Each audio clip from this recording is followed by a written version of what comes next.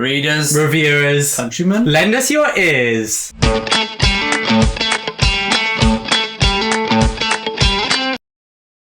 And a huge thank you to all of our Patreons. Thank you to the Pit Fighters, the First Swords, and all of the Bright Stars, Truth and Courage. Hello and welcome back to, for the very first time, to the channel. I am Will, this is my brother Ed, and together we make the Brothers Gwyn. And today we're going to be giving one of our monthly summaries that, you guessed it, we do at the end of every month. And yeah, so today we'll be talking about all the books that we read in May. And to kick it off, we'll say how many pages we read this month. So Ed, how many did you read? 7,018. And Ed is a genius because he just did that maths on the spot. He definitely did not look it up before. But yeah, anyway. And I read, it would be fair to say, Ed, I think you may have beat me slightly. It was close. It was close running into the final 2 days. Yeah. I read 3,080 pages. You just close. So those last 2 days. 4,000 Those last 2 days, you really pulled it out of the bag and got ahead there. Still impressive for, someone so young and still just learning to read. Who's read more books? Me now. No. Yeah. By how many? 2. 2? Yeah. Not that I looked today. I have to fight for my title again. Yeah, that's true. Let's get into the books. And Anyway. you should kick off as you've read a lot more. Yeah, I should kick off. So the first one for me, I had a bit of a classic phase, and the first one was Joseph Conrad's Heart of Darkness. Now, this was just fantastic in just every area, really. I absolutely loved reading this. It was so enjoyable, but it was really dark as well. The atmosphere was just so tense, and the writing was top notch.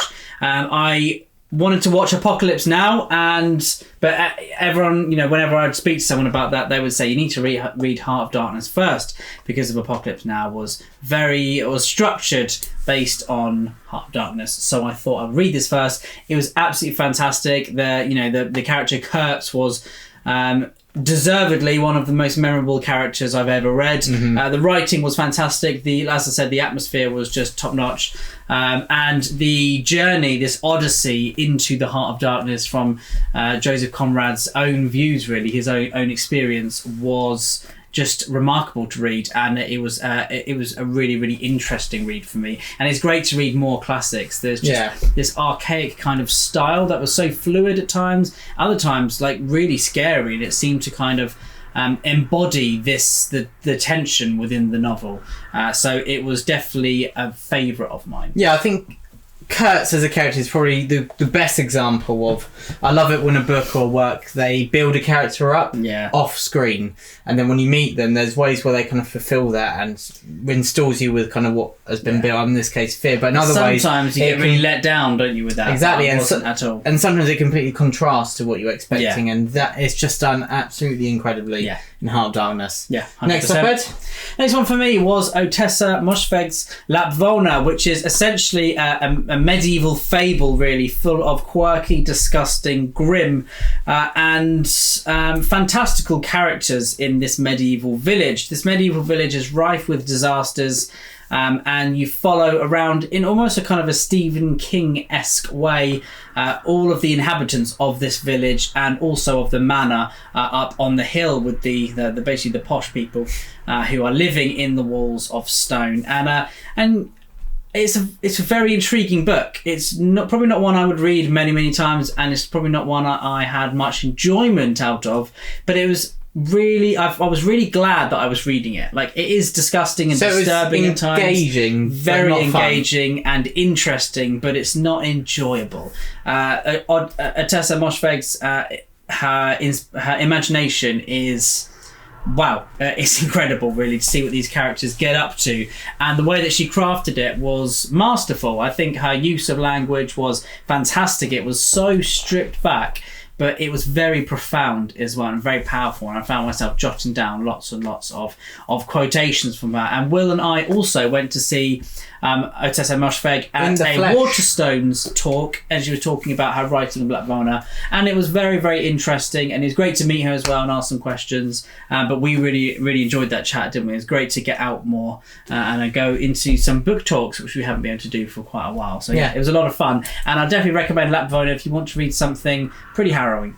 Yeah, and she's a very successful author, but this is kind of meant to be quite different from what she usually writes. Isn't it? Very different. Yeah. I think you should do another because How many books have you got? Well, this one I've already reviewed on the channel, Woman of the Sword by Anna Smith Spark. This is if Cormac McCarthy wrote Sword and Sorcery. It's a nice edition. It's a fantastic. I think it's probably the only edition, really. Well, but it just looks really nice. Yeah, it is. Neat and tidy. It's a fantastic, grim world where a woman is looking after her two sons in the face of war, and it is a very different novel than any that you would read from another author. Anna Smith Spark is completely unique and individual in her own right in terms of prose, in terms of plot as well. So definitely go read this and check out my review if you want to hear some more. Very nice. And now I'm finally going to speak about a book, and this is Dreaming Good choice. Thank you. Dreaming the Hound by Amanda Scott, the third instalment of the Boudica Quartet. Eagle, didn't you? I did, yeah. And then I tried to pass it off as, I read this as well. Oh, look at that, Ed. Both together. I've read it before, so you tell me what you thought of it. I thought this was absolutely outstanding. It is beautiful and brutal, heartwarming, heartbreaking, full of moments that are fist pump worthy, and then moments that bring you down. The heartwarming to heartbreaking ratio is like 1 to 99. Yeah, and they happen often like a sentence apart. Yeah. And as I was saying, there's fist pump worthy moments, and then those that they're worthy of sobbing over. Yeah. And so I think I may have ruined a few of the pages. Yeah. So this book is essentially the spark that lights the fire for book 4. So this is basically the build up for book 4, isn't it? Yeah. And it is so intense. I just was blown away even more so this time around because I knew what was going to happen. Rather than having the fear of not knowing what was coming, I had the fear of knowing what was coming, which is almost more painful. Yeah, because I knew. But you just don't know how it's going to come about. Mm-hmm. Yeah, and I know the history, so I know obviously what's going to happen at the end of book 3 and book 4 as well, but we won't talk about that yet. But book 3, I knew what was going to happen, but it was so interesting still. It's a bit like reading it for the second time and like you know the ending, but obviously I didn't know the build up, and it was absolutely incredible, especially how the different perspectives weave in and out of each other. In book 1 it's just Ban and Braca, the only two perspectives, aren't they? Luane McCalmer as well. Yeah, in book 1, is it? Oh, okay. Well, quite rare though. Whereas and book 2 kind of expanded a bit more, and book 3 now you've got quite a varied cast of POVs that appear on a regular basis. Mm-hmm. And I really love how that's kind of been gradually built up, where it still feels of the same substance and structure as book 1, so a way that really clicks with me, but it has evolved. It makes it really interesting in a different way. Yeah. And Amanda Scott is one of the greatest prose writers I've ever had the pleasure of following across the page as well. She is an amazing author, and I think everyone who's read the series with us during the read along on our Discord is just everyone's expressing how heartbroken they are when they read it, which is great to read. Yeah, so and we'll be reading book 4, the finale in June. So if you still need to catch up, please do. The next one for me was Cormac McCarthy's The Passenger. I was very excited to read this because this was Cormac McCarthy's newest release, this and Stella Maris, the companion novel of the duology. And The Passenger is a book that I really wanted to read. Well, I've been, because I've been following Cormac McCarthy for quite a while.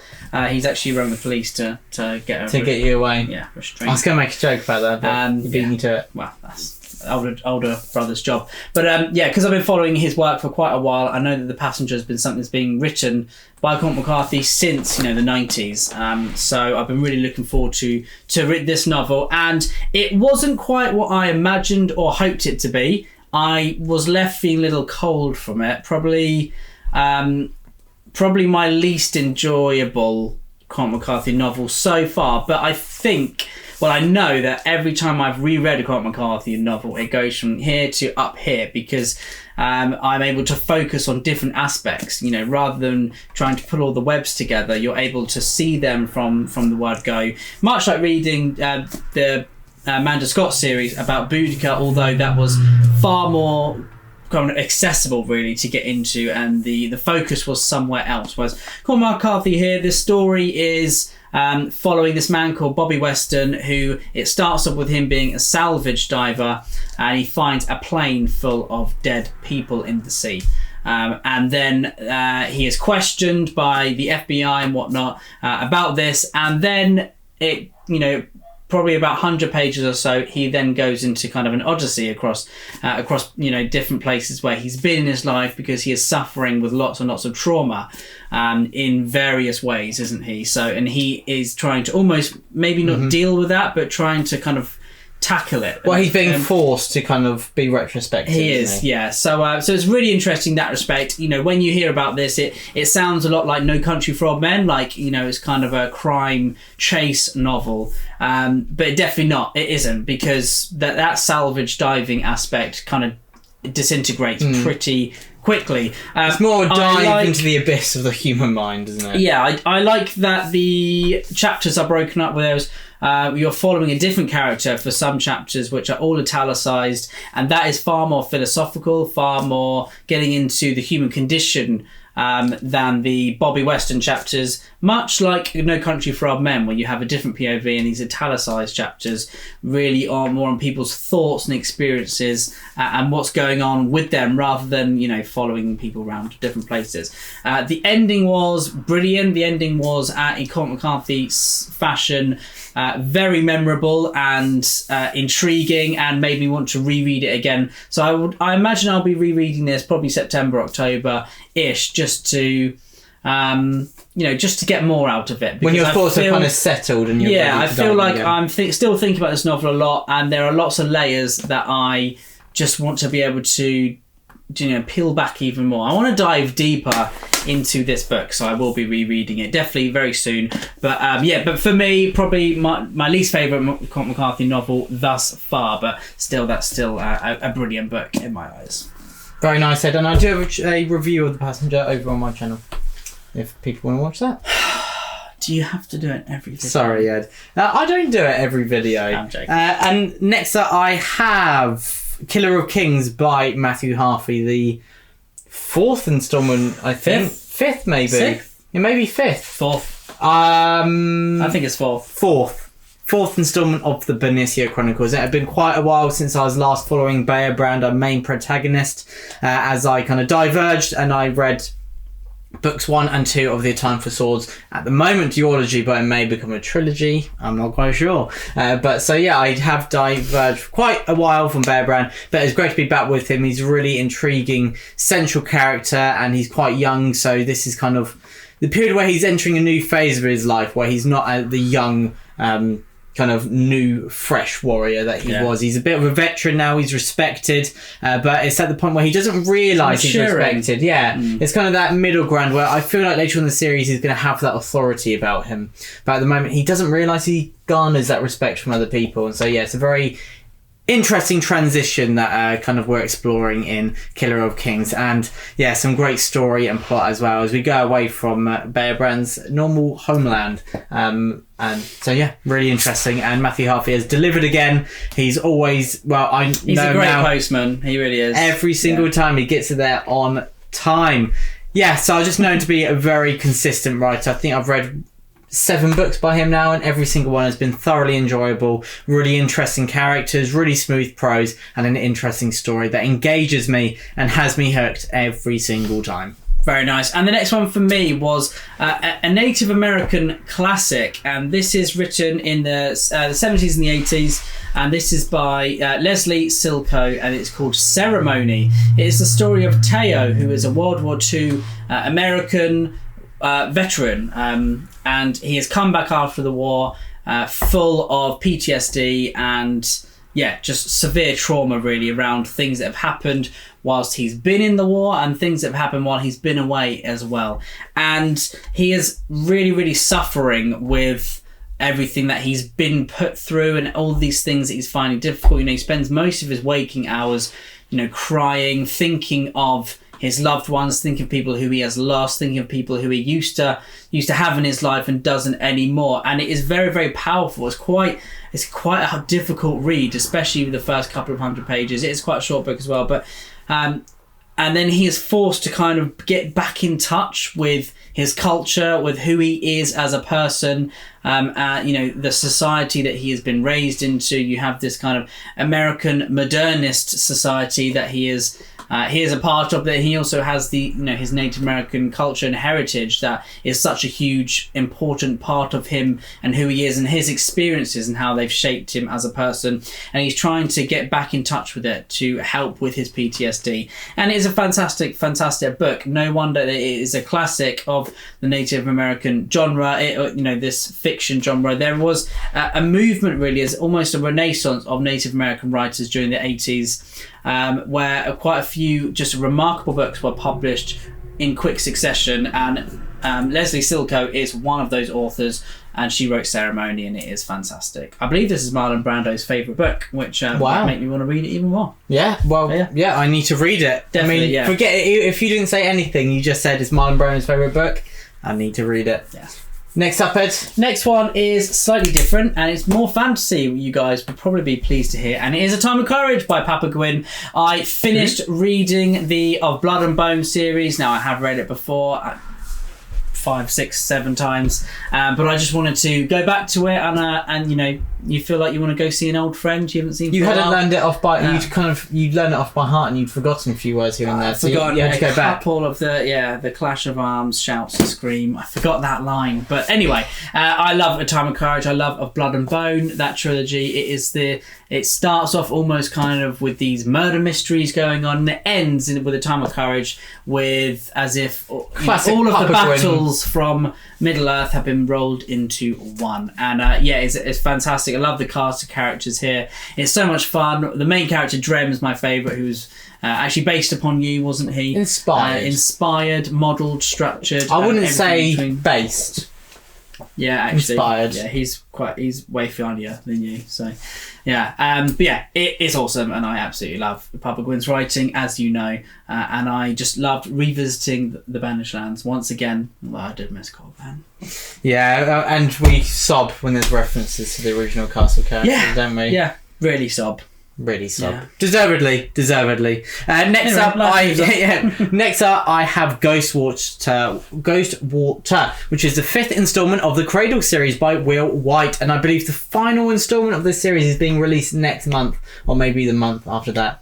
It's being released soon. And Will White has become a bit of a phenomenon with this series. And I said to myself at the beginning of the year, I think the last one coming out is the 12th instalment, so I was like, maybe if I listen to one a month, because I've heard that they're palate cleansers, they're very easy to get back into, even though they're complex in some ways, but you're very easily reintroduced to the world, and you kind of discover the mysteries along with the story, and it doesn't take a while to get back into it, basically. And it's very accessible. And so I thought, that's what I'm going to do. And I think it's the only reading goal I've stuck to so far. Because hey, at least you stuck to one. That's exactly. Impressive. So 5 books down, and really enjoyable. I think this was probably the weakest of the series so far. It was still enjoyable, and I felt this one I didn't get as many answers as I wanted. It felt the characters were a bit separated from each other, whereas one, I absolutely love the humour, kind of the awkwardness between the characters and their dynamics and relationships with each other. But because a lot of the main cast members who you're attached to were separated, it felt a bit stagnant is too strong a word. But it felt just a bit slow. It didn't feel as vibrant and alive and engaging and immersive in that way. But it was still a good story. It wasn't bad at all. It's just kind of a little bit stepped down from the others. And I don't expect it to stay that way. I expect, because something happens at the end of book 5, I'm like, can't wait to get into book 6. Oh, really? And so, I'm really looking forward to and I'm looking forward to being back in this world of book 6. And it's not dampened my enthusiasm at all. I'm very intrigued to read Will White's. Have you seen The Captain? Yes, that came out. It looks pretty cool. It looks like a sci-fi kind of fantasy adventure, doesn't it? Especially the cover looks really weird. That is what I was hooked by, the cover. Now, this is a book that both you and I read, Will, and it is The Book That Wouldn't Burn by Mark Lawrence. And I'm not going to say too much, apart from I loved it. Go check out our review of this, which came out last week, I believe, or the review. Yeah, a week ago.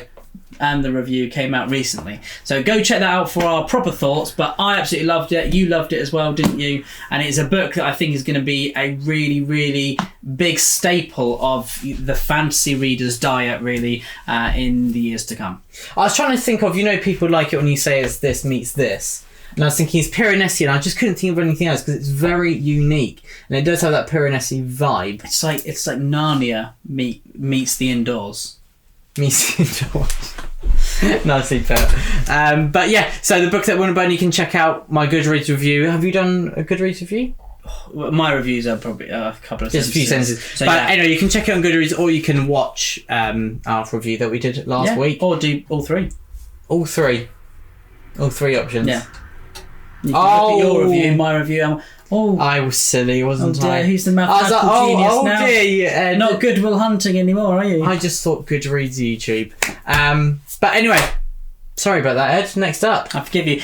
I watched The Dead Poets Society and I wanted to get into poetry a little bit more, so I went straight and bought T.S. Eliot's The Wasteland and other poems. And yeah, The Wasteland is a fantastic poem. It has this... Do you mean The Wasteland?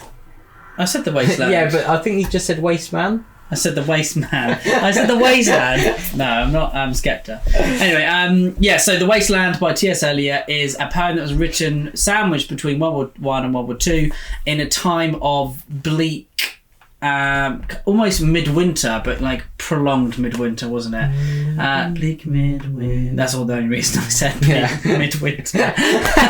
But it is during a time in history that was very dark and very depressing, and people struggled far more than they had previously. It was a time of lots of struggle, we will say. But T.S. Eliot wrote the poem of The Wasteland to kind of reflect this time period in this land, and it is a fantastic poem. It's I can't remember how many pages it is, but it goes on, and there are 5 sections to it, and it is just so mesmerizing to read.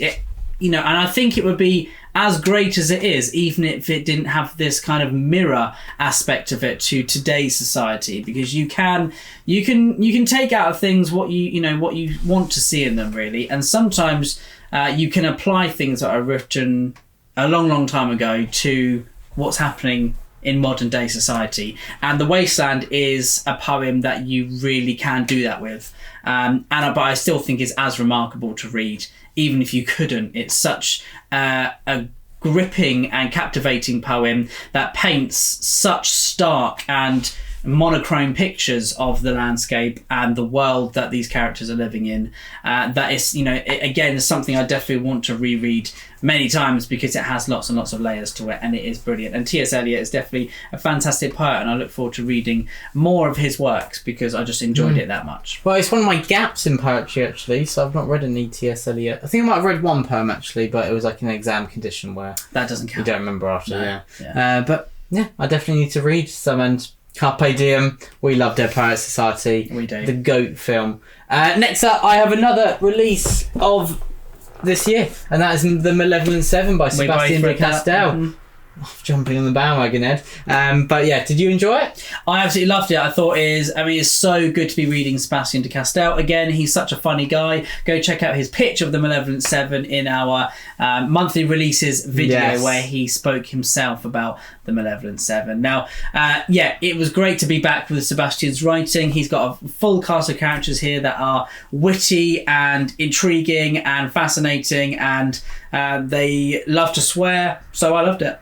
Very nice, Ed. Yeah. Very nice. And yeah, I also thought it was brilliant. I love that the characters Sebastian focuses on in here, probably more than any of his previous books, they see themselves as villains, and they do commit terrible deeds at times, and they are on the wrong side a lot of the time. Yeah. And we certainly explore their vices, but there's no kind of self-righteousness of like Falkia. No, definitely not. Even though he has got a bit of self-loathing, but that's more that he's not got the power to do things. Yeah. But this, I also really love that, but you could tell at their core they're good, or they could do good if they were in the right circumstances.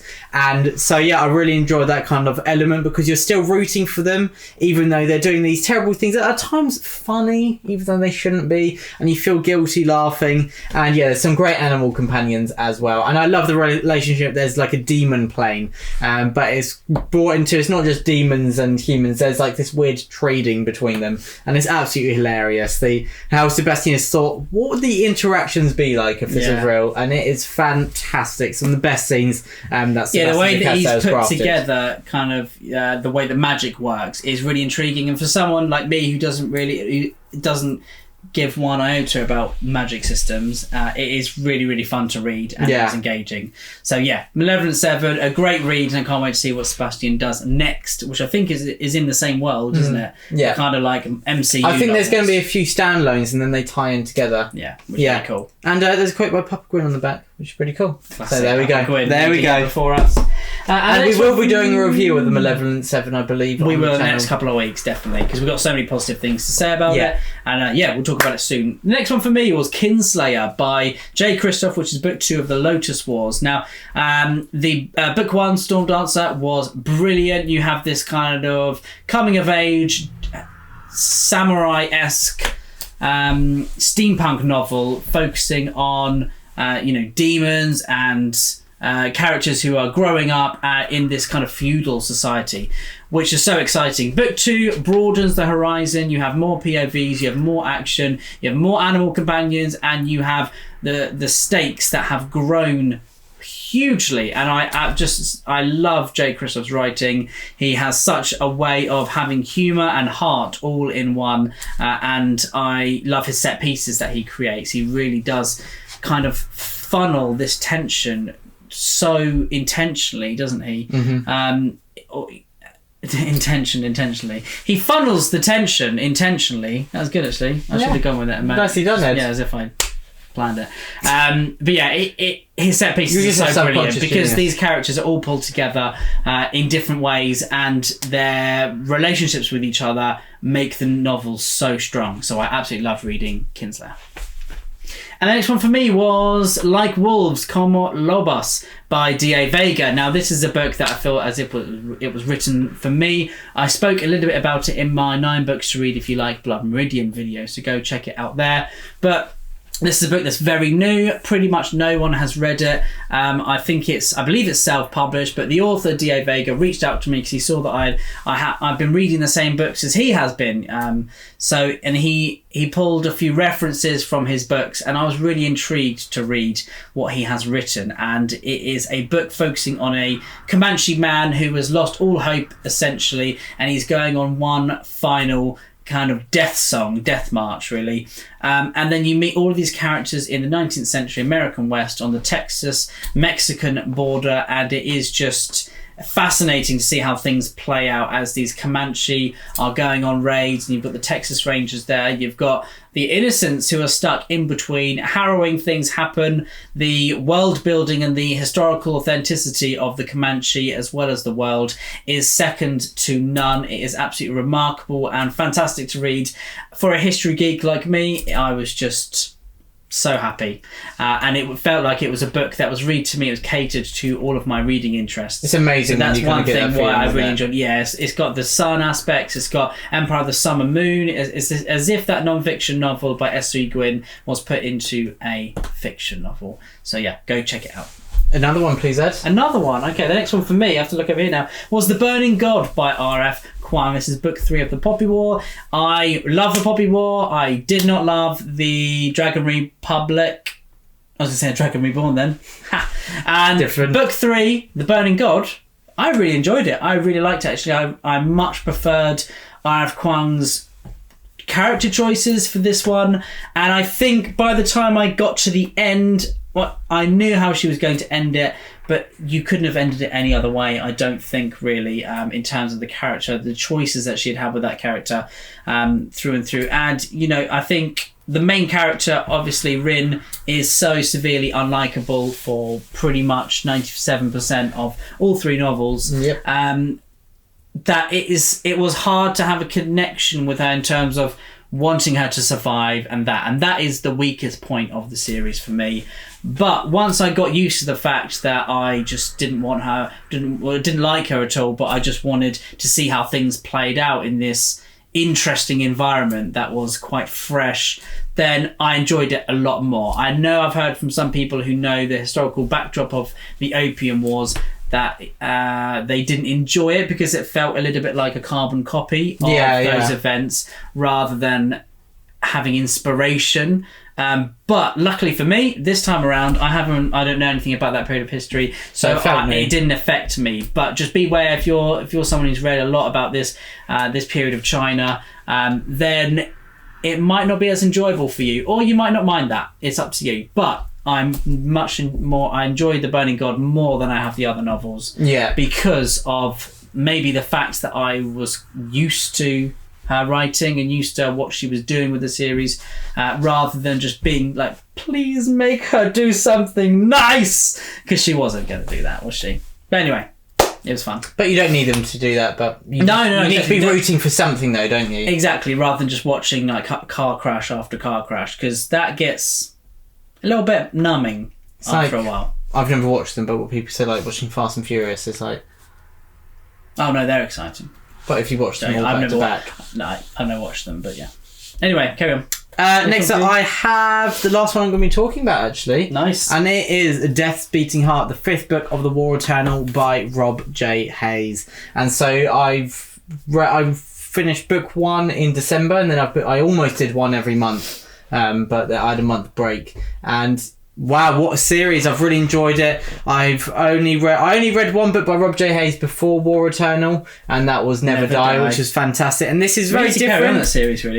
We really do. His Mortal Technique series. Yeah. This shows that he's really changed as a writer in many ways and evolved, but in ways that this series is still really, really enjoyable, just in a different way. It is humorous, but it's more self-deprecating. Mm-hmm. It's not light. It is pretty heavy at times. Is it? Yeah, they're chunky books. No, but thematically heavy as well. And I'm sorry. That's good. That was actually good. Thank you. I'm annoyed that I didn't come up with that myself. Okay. Yeah. Classic brotherly competitiveness. Yes. At the forefront, as we want it to be.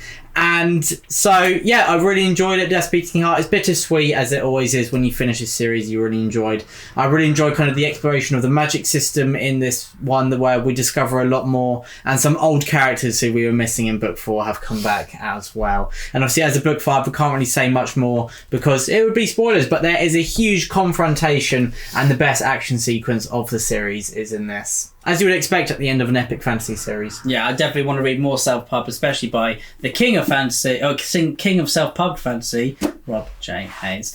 The next one for me was another classic. This is Moby Dick by Herman Melville. If you follow the channel for a while, you'll know that I've probably put this in my months to read probably 6 or 7 times, because I've just been desperate to read it ever since I read Blood Meridian. You finally did it. But, you know, sorry. I thought you wanted me to pass you the book. Not happening. But yeah, Moby Dick was fantastic, and I've got to say it's probably my book of the month because I absolutely loved it. I'm finding it very hard to choose a book of the month, really, but it was just so enjoyable to read. And one of our viewers said Moby Dick is the most boring but fascinating book I've ever read, and I couldn't agree more. Some parts of it should have been so boring, because there is this discourse on whaling as an activity, on whales as creatures, on how whales have been used in the Bible, how whales have been used through history, and it is fascinating that Herman Melville could make that fun and engaging, and it felt like you're putting a non-fiction and a fiction together, which I love. Because it's very factual as well, isn't it? It is, and it was, because I read American Pastoral by Philip Roth, and there's a scene which is about 8-9 pages, entirely about the process of leather shoemaking in a factory. 8 to 9 pages. Very funny. 8 to 9 pages. And that's meant to be directly inspired by a scene from Moby Dick, but it's not about leather boots, it's about, I don't know, roping or something.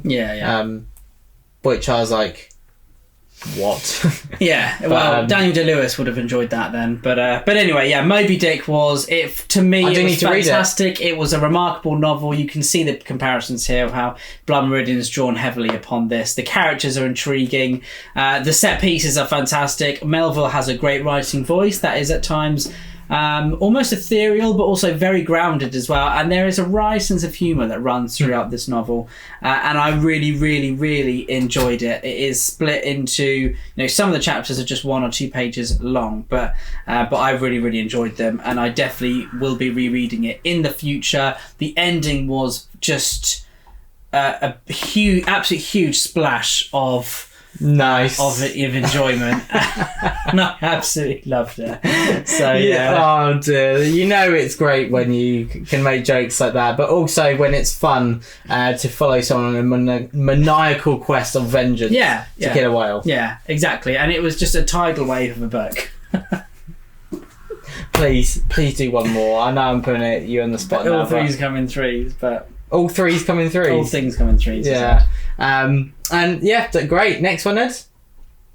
Let me think of another one. I wish it's just let's go fishing for another great reader. I've got two rereads here.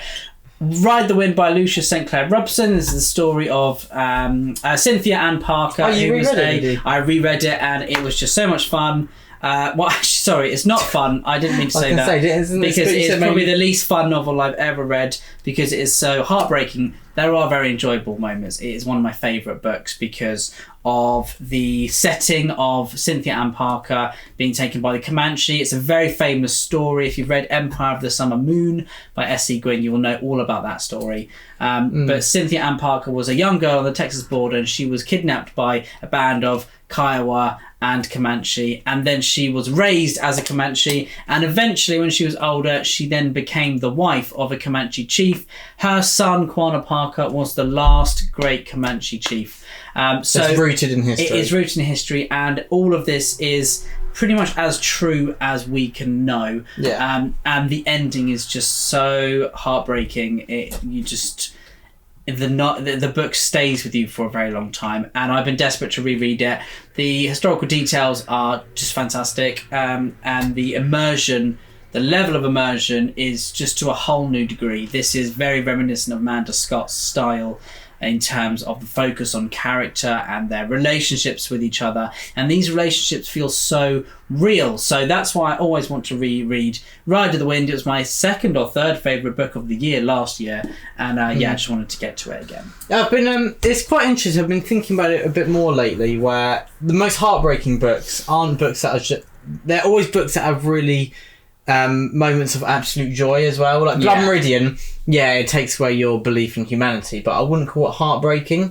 Whereas Boudica by the Amanda Scott series, that's true, is, and so are Papa Gwyn's books, because you have those moments of joy when these characters short and sweet success. It's like you don't know how low something is until you've kind of been up high. And it's all about perspective, isn't it? And so when you kind of had those moments of joy and then it's taken away and you know that will never happen for these characters again, and all the joy is sucked out of the world for them, you kind of, that perspective, that journey you followed, and you do create this kind of bond with the characters, don't you? And as you, especially when it's a coming of age story, I find you do bond with them far easier, because everyone has these same experiences of being a child and finding wonder in, the animals and just the plants and the sticks and just everything around you, really, where you find that just incredible. And when that's in a coming of age setting and then you see it taken away from them and their innocence is burned, then you just cannot help but have this bond and just this need for them to be safe. Because it's much more reflective of life, isn't it? Where in life we have a lot of pain, we have a lot of love, we have happy moments, and we have moments of despair.